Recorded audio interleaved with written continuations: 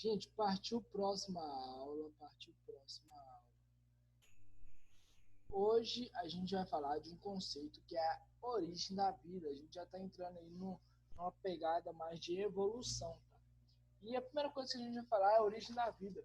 Luiz, o que a gente vai estudar na origem da vida? Que pergunta?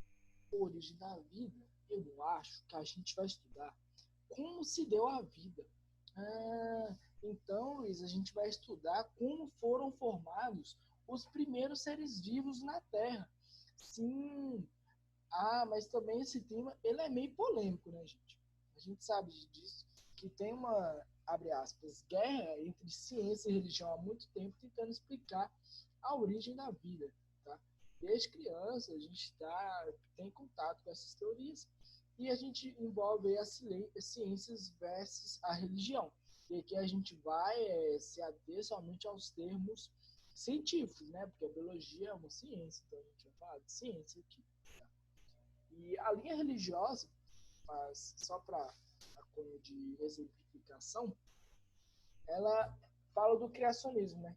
Onde todos os seres eles foram criados a partir de um criador maior, que no caso seria Deus, a imagem e semelhança, né? As linhas científicas elas já não têm uma hipótese, elas não têm uma é isso e pronto. Elas têm teorias que são distintas e nós vamos abordar as principais aqui, tá? Gente, a gente tem a hipótese da panspermia cósmica. O que é isso? Ela admite que essa panspermia cósmica, ela está dizendo que a origem da vida ela vem de forma extraterrestre em nosso planeta. Indivíduos, micro-organismos vindo de outros pontos do espaço, eles foram transportados por meteoros ou meteoritos e chegaram no nosso planeta, encontrou condições favoráveis e ali se deu a vida. Muito louco, né? Então, micro-organismos estavam lá de boa, veio um meteoro, caiu na Terra, condições favoráveis, é daqui que eu vou ficar. Tem água, comida e sombra.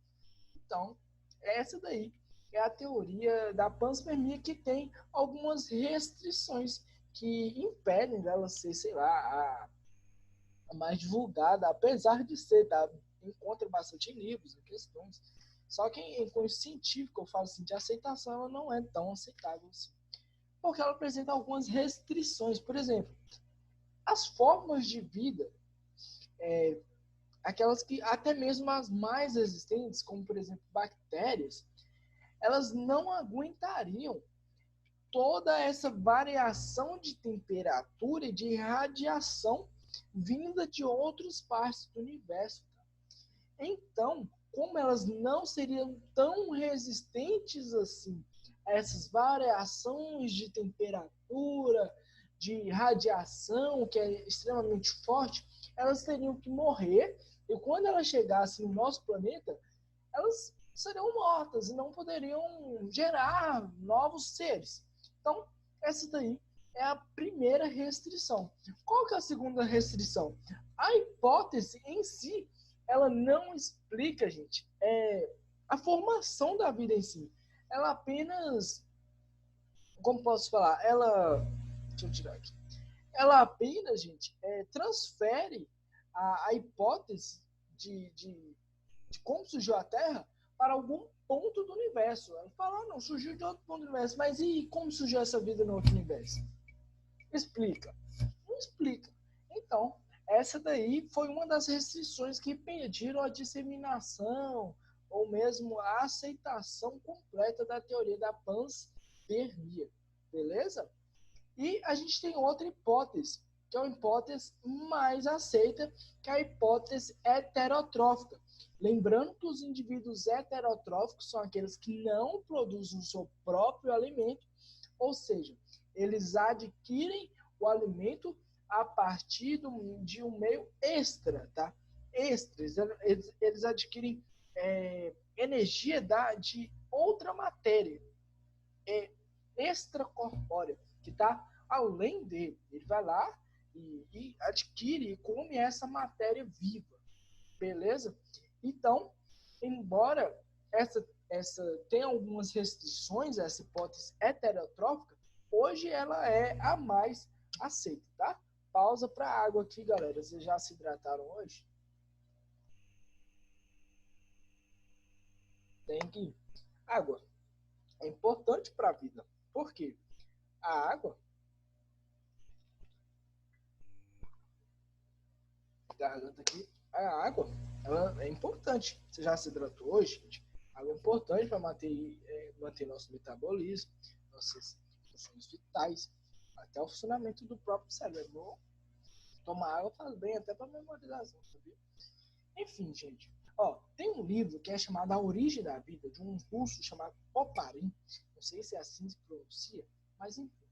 E foi feito em 1936. E ele procurou demonstrar que é provável a origem da vida, que a provável origem da vida ocorreu a partir de compostos orgânicos que se teriam formado no ambiente primitivo terrestre. E como que, a partir disso, a formação dessas moléculas orgânicas, ela precede, inclusive, a existência de organismos, de outros seres vivos. Por isso que ela é chamada também, essa hipótese heterotrófica, ela também pode ser chamada de pré-biológica, tá bom? Que é o pré-biológica.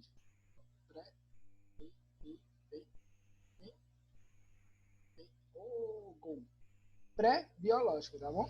O ponto de partida dessa hipótese são as supostas condições que devem ter existido na teoria na Terra primitiva. E como que eram essas condições na Terra primitiva? Tenta lembrar aí de algum filme que você viu da origem na Terra. Os gases predominantes na Terra, eles eram principalmente amônia, que é constituído por nitrogênio, metano, que é principalmente carbono, hidrogênio, que é o hidrogênio, e vapor água, que é o elemento oxigênio. Esses gases eles são originados de rochas fundidas, quando a superfície do planeta ainda se encontrava solidificada e as atividades vulcânicas que existiam, elas liberavam vapor de água.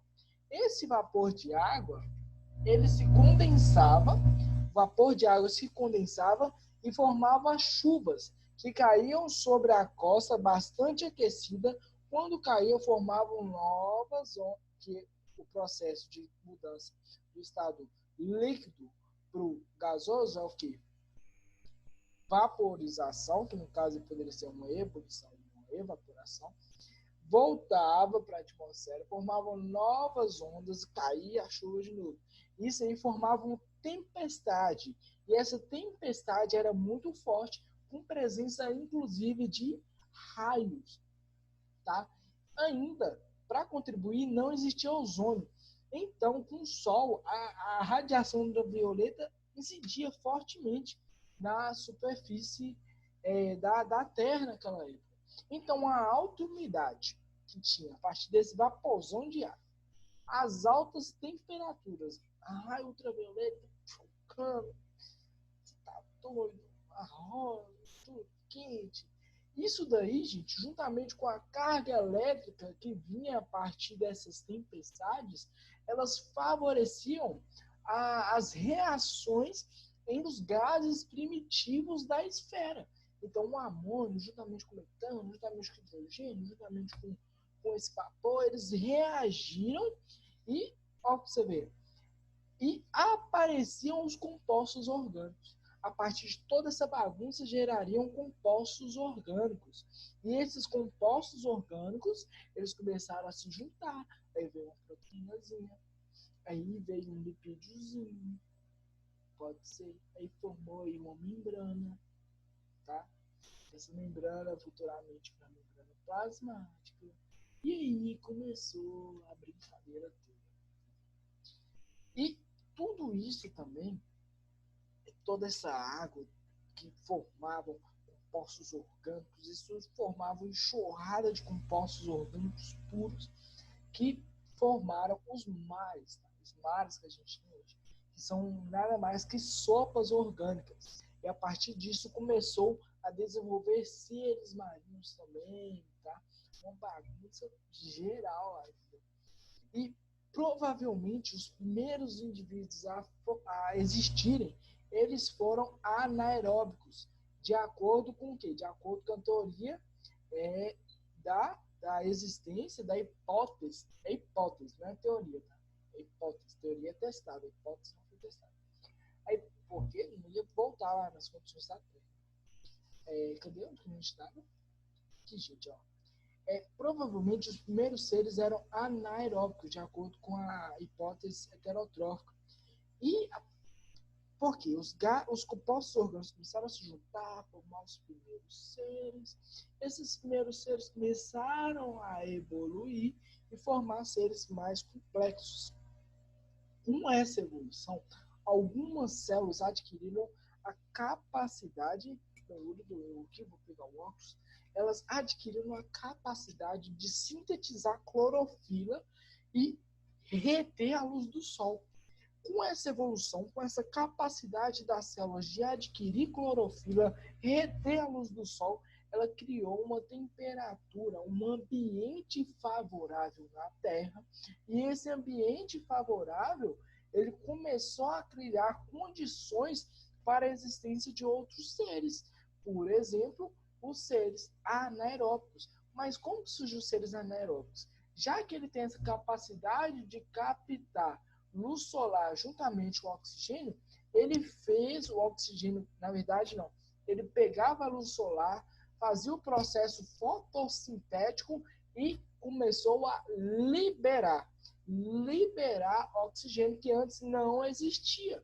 Quando ele liberou O2, os seres começaram a ter essa capacidade de respirar esse ar, respirando esse ar, eles começaram a surgir os seres anaeróbicos. Observe, toda essa bagunça na atmosfera gerou compostos orgânicos, esses compostos orgânicos geraram seres anaeróbicos. A partir da evolução dos seres anaeróbicos, gerou células que conseguiram produzir clorofila, armazenar a luz solar. A partir disso, gerou oxigênio e chegou nos indivíduos anaeróbicos. Tá? Só que essa hipótese ela tem uma restrição, que é a restrição que ela não consegue explicar como surgiu o DNA e tal, é a única restrição. Tá? Uma hipótese também, gente, que veio para contrapor isso é a hipótese autotrófica, que diferente da heterotrófica, ela diz que os primeiros seres a surgirem foram os seres autótrofos. Essa hipótese era meio lógica, já que todo ser precisa de alimento. Naquela época, como não existe alimento, ele teria que produzir seu próprio alimento. Então, é meio lógico por causa disso. Né? Contudo, as interações dos seres autótrofos, quando você estuda fotossíntese, é bem complexo. Acontece a hidrólise, a fase clara, a fase escura. É muito complexo. Os indivíduos naquela época, eles eram simples demais. Então, é meio que lógico isso. Tá? Mas essa hipótese ela ganhou bastante credibilidade nos últimos tempos a partir das descobertas de fontes termais submarinas. Essas fontes termais submarinas, elas são locais de onde emanam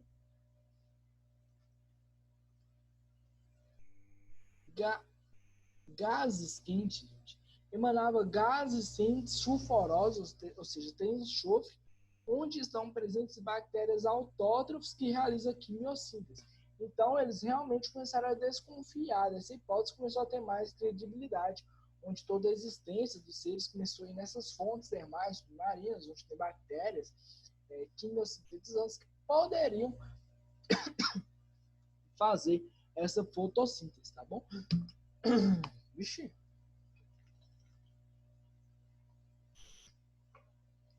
Tossir nessa época é até perigoso, né? Só olha isso também. Gente, mas tem duas coisas legais, velho, pra falar pra vocês, que é a teoria da biogênese e da abiogênese. A teoria da biogênese, bio é vida. Ele diz que o ser vivo ele surge de outro pré-existente. A abiogênese, ela já veio, ou da geração espontânea, ela já veio falando, não, ser vivo ele surge da matéria inanimada. A partir dessa madeira aqui surge uma bactéria, por exemplo. Não. A teoria da biogênese fala que uma bactéria só surge de outra bactéria. Vamos ver umas questões aqui bem bacanas. Rapidão. Quatro questões. Rapidão. Gente, um pedaço de carne. Só isso. 4 vidros tiveram sua abertura recoberta por um pedaço de gás. Após alguns dias, apareceram larvas de moscas no vidro que não continha gás, recobrindo a abertura do frasco. Nos frascos protegidos com gás, eles não apareceram. Tá, gente, eu peguei um pedaço de carne e pus em 4 vidros, tá? E nesses 4 vidros, em alguns, eu coloquei pedaços de gases, né? 4 vidros tiveram, eu coloquei lá diversos vidros. Nesses vidros eu coloquei pedaços de carne. Em 4 eu coloquei gases. Gás é aquelas coisas que colocam no machucado. Coloquei o gás por cima. Após alguns dias, apareceram larvas de moscas no vidros que não continham gases, recobrindo a abertura do frasco. Nos frascos protegidos com gás, eles não apareceram. Beleza. Essa experiência ilustra qual princípio? Da teoria celular? Nada a ver. Da biogênese? Não sei. Sucessão ecológica? Nada a ver. Origem da célula? Também não. Higiene? Né? Falta de higiene deixar a carne no lugar. A resposta seria a letra B. Mas por que a letra B? Quando ele tampa o gás, ele tampa o oxigênio. E no oxigênio a gente sabe que tem diversos micro-organismos que quando ele tem contato com a carne, ele pode gerar outros indivíduos. Tá? Então, essa teoria ela vem justamente mostrar que a biogênese está certa. O indivíduo só surge de outro pré-existente. Porque onde tinha gás, não tinha micro-organismo nenhum, e daí não surgiu nada. Questão 2. Em evolução, existe uma teoria, hoje considerada ultrapassada, que afirma a possibilidade do surgimento de espécies a partir de matéria não viva, como ogirios que se originaram da lama ou as larvas que se originaram de carne em decomposição. Essa teoria denominada de gênese de matéria não viva, a biogênese. Só que olha o outro nomezinho, não caiu a biogênese, caiu criação especial, que não tem nada a ver, seleção natural, a gente não transmutação, geração espontânea. A geração espontânea é um outro nome para a teoria da biogênese. Tá? Mackenzie. Primeiro, segundo a hipótese heterotrófica, os organismos com esse tipo de nutrição foram os últimos a surgir. Segundo a hipótese heterotrófica, os organismos heterotróficos foram os primeiros a surgir. Então, a 1 está errado. Tá? O surgimento dos organismos fotossintetizantes permitiu o aparecimento da reação aeróbica. Certo, a gente viu que o surgimento dos seres fotossintetizantes fez o fotossíntese liberar oxigênio. E daí, os seres aeróbicos. Sob determinadas circunstâncias, foi possível o surgimento de substâncias orgânicas a partir de substâncias inorgânicas. Beleza. Cadê, gente? Estou cego. O surgimento dos coacervatos permitiu que algumas moléculas, como o DNA, se mantessem íntegras por mais tempo.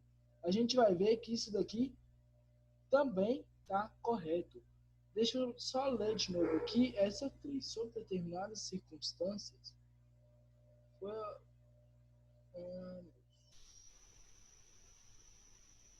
a resposta certa, gente, é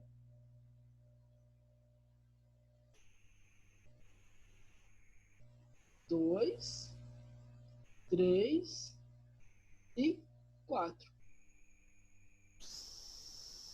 2, 3, 4. Esses indivíduos aqui, gente, ó, que eles estão falando aqui, indivíduos coacervados, você lembra lá dos mares, da sopa orgânica? Essa sopa orgânica gerou indivíduos, que são os indivíduos coacervados, e esses indivíduos coacervados, eles permitiram sim que algumas moléculas de DNA se mantessem íntegras, porque ele começou a reunir proteína, formar lipídio para proteger e formando a membrana. Por isso que os indivíduos chamados coacervados, que são dos mais primitivos, possibilitou esse surgimento. Então, a resposta seria a letra A. Tá bem? A última questãozinha. Observe as informações abaixo. A teoria da biogênese afirma que todo ser vivo nasce, cresce e produz morte. De acordo com a teoria da biogênese, a vida só pode ser originada de outro pré-existente semelhante. A teoria das gerações espontâneas afirma que seres vivos podem nascer da matéria bruta. Agora, a assinale. Todas estão devidamente corretas. A teoria da biogênese afirma que todo ser nasce, cresce e produz morte. De acordo com a teoria da biogênese, a vida só pode ser originada de outro pré-existente semelhante. A resposta aí seria 1, 2, 3, né? A teoria da... Ah, tá. Eu vou grifar para você. Essa teoria aqui não é da biogênese. A teoria da biogênese... Não é... Meu Deus, tô louco. A resposta aqui, gente, seria a questão 1, 2 e 3. Você lembra que a biogênese só nasce de outro indivíduo pré-existente?